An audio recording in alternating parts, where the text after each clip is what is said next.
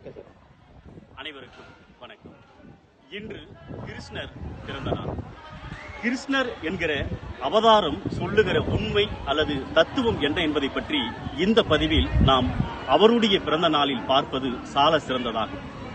நமக்கு நம்முடைய வாழ்க்கையில் எதிர்ப்புகள், துரோகங்கள், அவமானங்கள், அசிங்கங்கள், இழிச்சொற்கள், பழிச்சொற்கள், குற்றச்சாட்டுகள், மற்றவர்கள் குறை கூறுதல் போன்ற நிகழ்வுகளை நாம் சந்திப்போம். அப்பொழுது நம் மனதில் 3 கோணத்தில் நாம் சிந்திப்போம். ஒன்று, இப்படி மற்றவர்கள் நம்மை அவமானப்படுத்துகிறார்களே, துரோகம் செய்கிறார்களே, அவர்களுக்கு நாம் எந்த தீமையும் செய்யவில்லையே, அப்படியிருந்தும் அவர்கள் ஏன் நமக்கு செய்கிறார்கள் என்ற எண்ணம் முதலில் தோன்றும். இரண்டாவது, ஒருபடி மேலே சொல்ல வேண்டும் என்று சொன்னால், அப்படி செய்கின்றவர்களுக்கு நாம் நன்மையே செய்திருக்கிறோம், நன்மை செய்து கொண்டும் நன்மையை பெற்றுக்கொண்டும் நமக்கு துரோகங்கள் செய்கிறார்களே, எதிர்ப்புகள் தெரிவிக்கிறார்களே என்ற அழுத்தமும் மன வருத்தமும் தோன்றும். 3, நாம் செய்யக்கூடிய நல்ல செயல்களால் அவர்களுக்கு எந்த விதத்திலும் தீங்கில்லை, அப்படியிருந்தும் நம்மை எதிர்க்கிறார்களே, நம்மை அவமானப்படுத்துகிறார்களே என்ற எண்ணங்கள் தோன்றும்.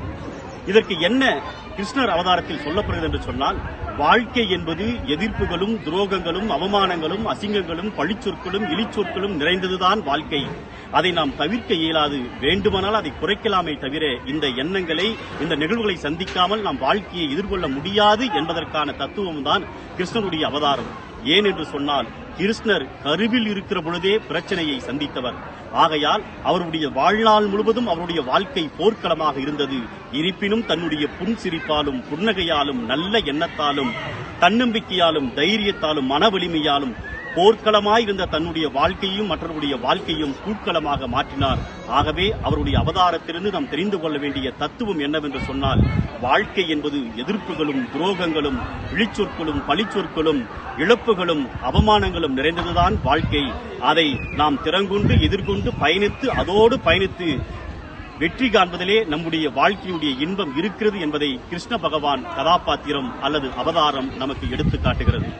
கிருஷ்ணர் பிறந்த நாளில் ஆட்டுக்காரம்பட்டில் இருக்கக்கூடிய இந்த கிருஷ்ணர் கோவிலில் இது போன்ற வாய்ப்பு வழங்கிய நண்பர் ராதாஸ்டோ பிரதீப் உள்ளிட்ட அனைவருக்கும் நன்றி கூறுகிறேன். நன்றி, வணக்கம்.